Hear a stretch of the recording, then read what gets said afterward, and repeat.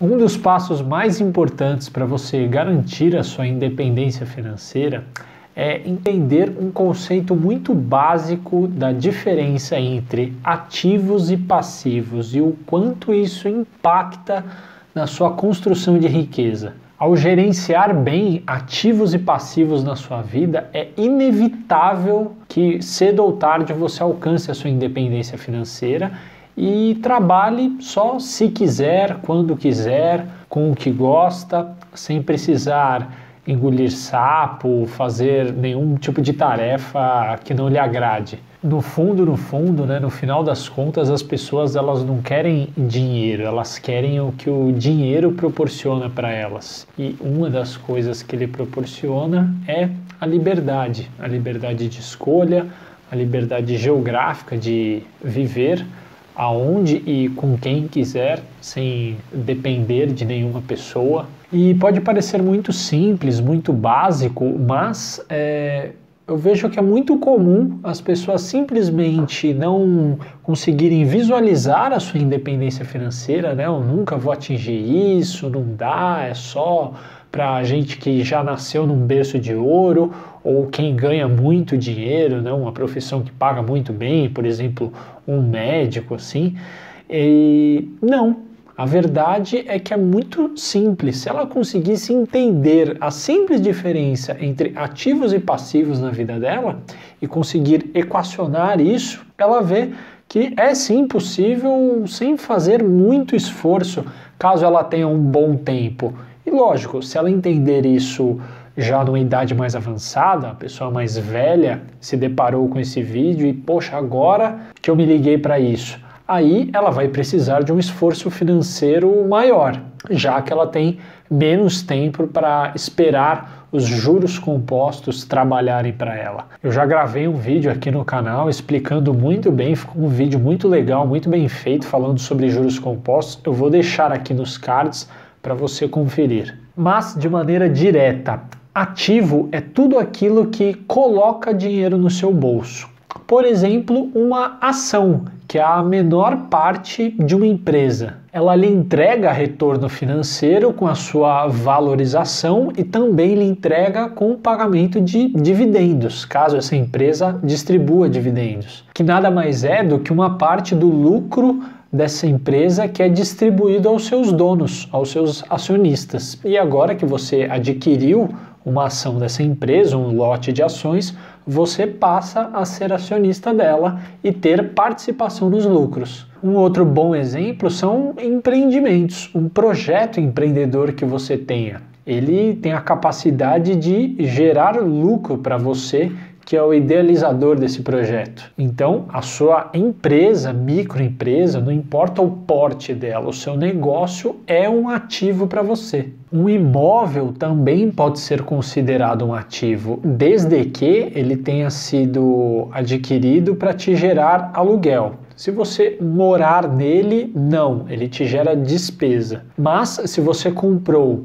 colocou para alugar, ele te gera uma renda recorrente todos os meses. Então, em suma, um ativo deve gerar retorno financeiro para você. E por sua vez, o que seriam passivos? Podemos entender como o oposto do ativo. Se o ativo é tudo aquilo que coloca dinheiro no seu bolso, te gera renda, então o passivo é tudo aquilo que tira dinheiro do seu bolso, aquilo que te dá despesas. Um carro, por exemplo, ele pode ser considerado como um passivo. Ele te gera despesas com combustível, IPVA, seguro, depreciação, que é a perda de valor do veículo ao longo do tempo. Um outro exemplo clássico de passivo, infelizmente muito comum no Brasil, são as dívidas, que geram despesas cada vez maiores com os juros que são cobrados. Uma vez compreendida essa importante diferença entre ativos e passivos, o que você deve fazer para alcançar a sua independência financeira?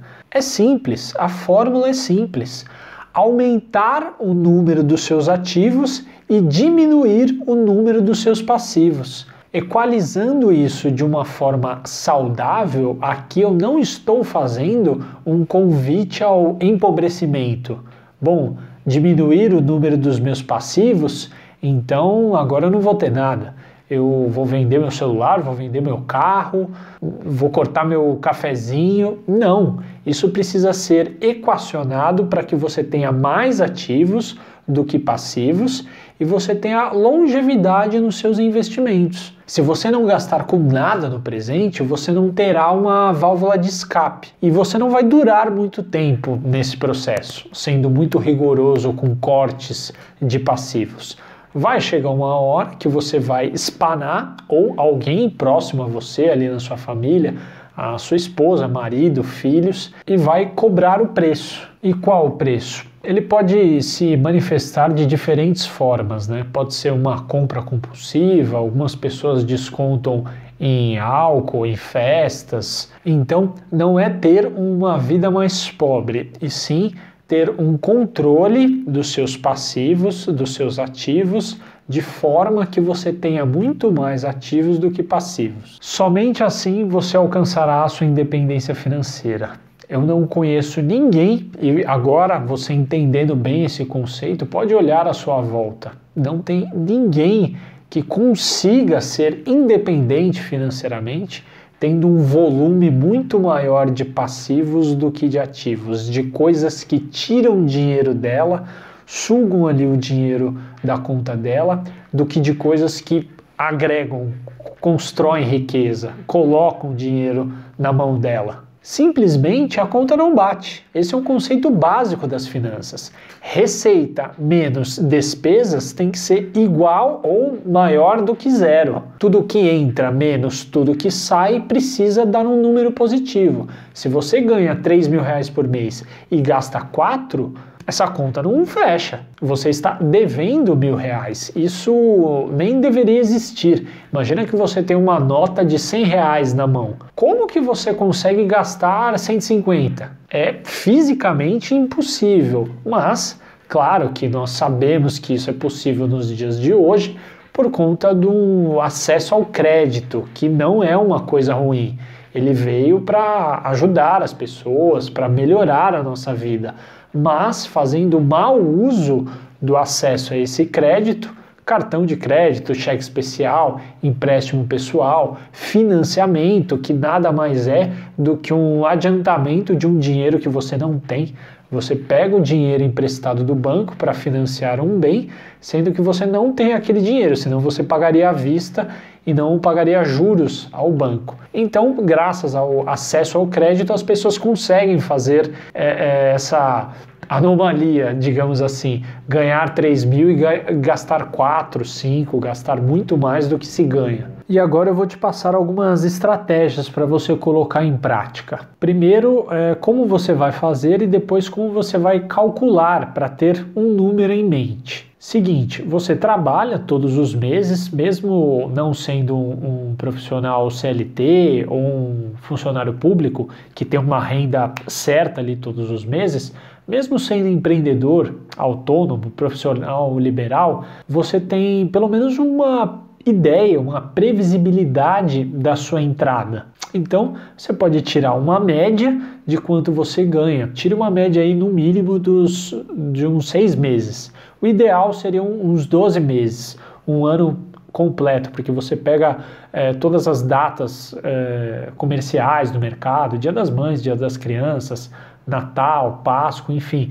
Você pega toda a sazonalidade do mercado e você tem uma média mais fidedigna. Mas se não tiver o seu comércio, não exercer a sua função há um ano ou mais, tire aí pelo menos uns 6 meses, o tempo que você tiver, para você ter uma ideia de entrada no seu caixa. Com base nisso, você precisa calcular todos os passivos que você já tem para subtrair daquilo que te gera renda. Faça uma tabela, se não se dá bem com o Excel, o ideal seria uma planilha do Excel, mas se não tiver, faça no papel mesmo. Pega um caderno, anota suas entradas, sua renda, anota todas as suas despesas, suas contas de todos os meses. Assim você consegue ter uma boa visibilidade do seu fluxo de caixa. E o passo seguinte é trabalhar em cima desse fluxo de caixa para otimizar o máximo possível, sem perder qualidade de vida,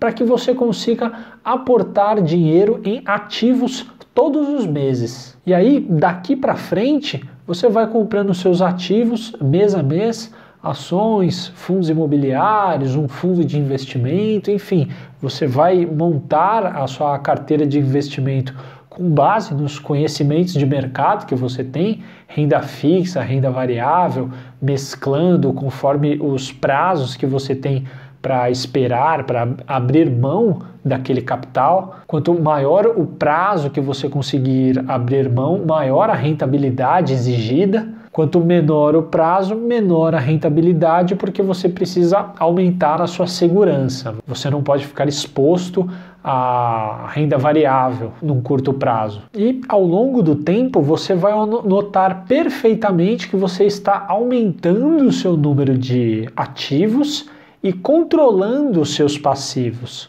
João, quando que eu posso aumentar os meus passivos? Porque um passivo, ele é gostoso de se ter. As pessoas querem trocar o celular, as pessoas querem comprar roupas novas, as pessoas querem comprar um carro novo, só que tudo isso gera gasto para ela. Alguns passivos é um gasto pontual, como uma roupa, por exemplo, comprou, acabou. Ou outros, como o carro, gera um gasto contínuo, com o seguro, manutenção, o imóvel também gera um gasto contínuo, você vai pagar todos os meses o IPTU, algum reparo na casa se precisar, se for um apartamento ou mesmo uma casa, né, dentro de um condomínio fechado, você precisa pagar o condomínio. Então, não é que você não pode comprar nenhum passivo, você pode, desde que você faça isso com sabedoria, com equilíbrio. Vá comprando seus ativos todos os meses e conforme você tiver folga, um aumento de renda com a sua profissionalização, recebi uma promoção no trabalho, estudei, fiz um curso, consigo cobrar mais pela hora da minha consultoria, do meu serviço, você vai aos pouquinhos comprando mais passivos, melhorando a sua qualidade de vida, sem deixar de prestar atenção no seu futuro, no seu eu do futuro que está lá na frente esperando que você hoje tome boas decisões para deixar ele confortável, não deixar ele ali numa aposentadoria dependendo do INSS, de parentes, uma situação bem desconfortável que infelizmente está presente na maioria dos brasileiros hoje em dia. Segundo estatísticas do IBGE, apenas 1% dos idosos aposentados no Brasil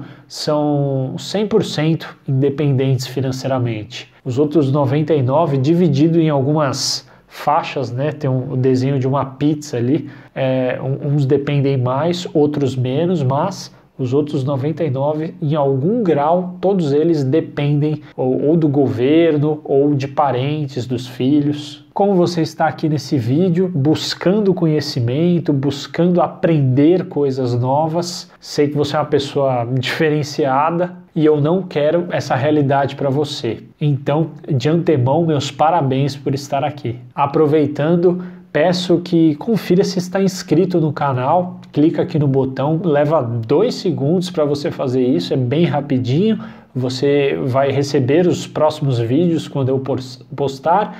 Isso avisa o YouTube que o conteúdo é relevante, que ele agrega valor para as pessoas, então, por favor, se inscreva no canal, deixe seu like, se possível compartilhe o vídeo, eu agradeço muito, ajuda muito o trabalho. Valeu, muito obrigado. Mas continuando aqui, João, qual o número de ativos que eu preciso atingir, né? Para uma pessoa ter independência financeira, quando que isso está ali, constatei que agora eu sou independente financeiramente? É quando a renda gerada por esses ativos que ela adquiriu ao longo do tempo é grande o suficiente para pagar todas as contas que os passivos geram para ela. Ou seja, os rendimentos dos seus ativos vão pagar o seu aluguel, o seu seguro, a sua conta de água, de luz, de telefone, internet. Os rendimentos vão custear todo o seu padrão de vida, inclusive o seu lazer. Isso, claro, já num nível mais avançado de independência financeira, mas, digamos assim, a primeira faixa de independência é aquela que paga todos os gastos básicos.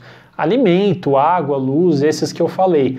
Aí uma segunda faixa, esses rendimentos já pagam as suas viagens, enfim, tudo que você considera ali vital para o seu bem-estar mental, psicológico, para sua família. Se você gosta de comer alguma coisa diferente, tomar uma taça de vinho, enfim, vai pagar tudo isso que é o considerado não essencial por muitos na educação financeira. Apesar que eu tenho uma opinião diferente, eu não separo os gastos assim, porque tem muitos gastos com o lazer que sim, são essenciais para manter a sanidade da pessoa nesse mundo que a gente vive, trabalhando, a pessoa fica mais tolerante, consegue ter mais energia para encarar a semana dela, se ela teve um final de semana com descompressão, né?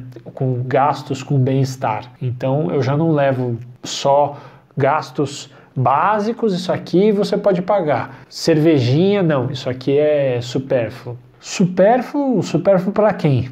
Para mim é supérfluo, para você pode não ser. Então aí é uma questão de individual, cada pessoa é cada pessoa. Mas vamos aos números. Vamos supor que o seu custo de vida mensal seja de R$5.000, ou seja, R$60.000 no ano. Uma vez que você tem esse valor anual desejado, basta que você divida pela porcentagem de dividendos que você recebe com a sua aplicação financeira.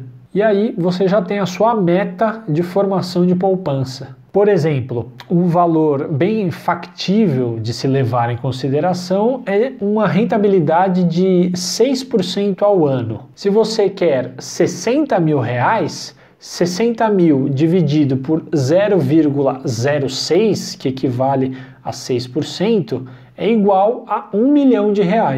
Portanto, agora você já tem um alvo definido. Acumular 1 milhão. Quando eu tiver esse 1 milhão investidos, rendendo 6% ao ano, eu tenho 60 mil em rendimentos, em dividendos, e com esses 60 mil eu consigo pagar todos os meus custos fixos. E você pode utilizar essa mesma fórmula para qualquer valor. Vamos supor que seja R$12.000 por mês para custear todo o seu padrão de vida que você escolheu ter, que você adotou. No ano é R$144.000.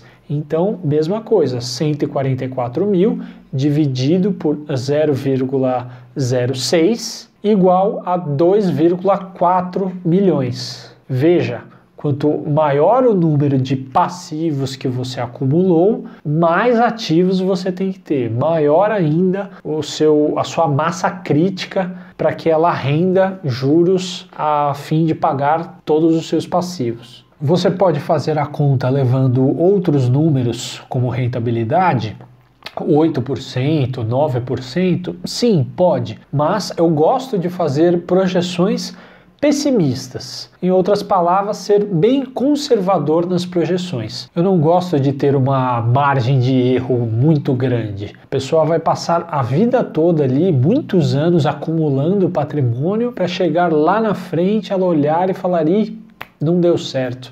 Não está rendendo o quanto eu esperava, e agora?" Isso é muito frustrante, é uma brecha que eu não gosto de dar para quem eu estou orientando nos investimentos. Por isso eu prefiro chutar para baixo, ser conservador, e se nós conseguirmos uma rentabilidade melhor, ótimo, é lucro.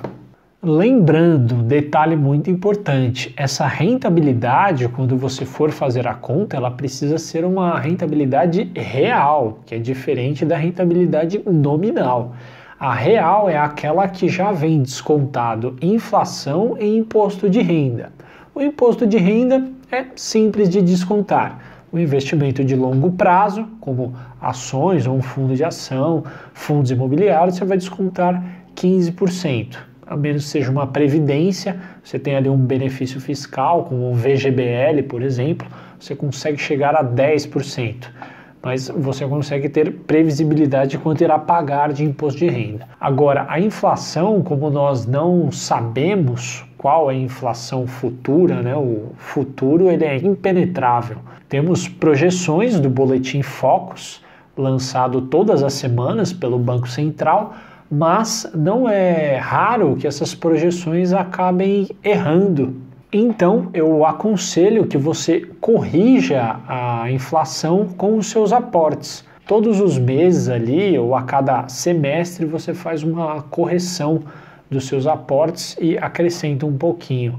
Tem muitos planos de previdência privada que já fazem essa correção de forma automática, por exemplo. Você está ali aplicando uma vez por ano, você vê que a sua aplicação ela subiu um pouquinho. Por exemplo, você está colocando R$200 todos os meses. Chega no ano seguinte, você está colocando 209. Está em débito automático na sua conta. Você já sabe que é correção da inflação e a seguradora já fez esse trabalho para você que você não tenha surpresas lá na frente, na sua aposentadoria. Espero ter agregado valor na sua vida com esse conteúdo. Eu agradeço o seu tempo despendido até aqui.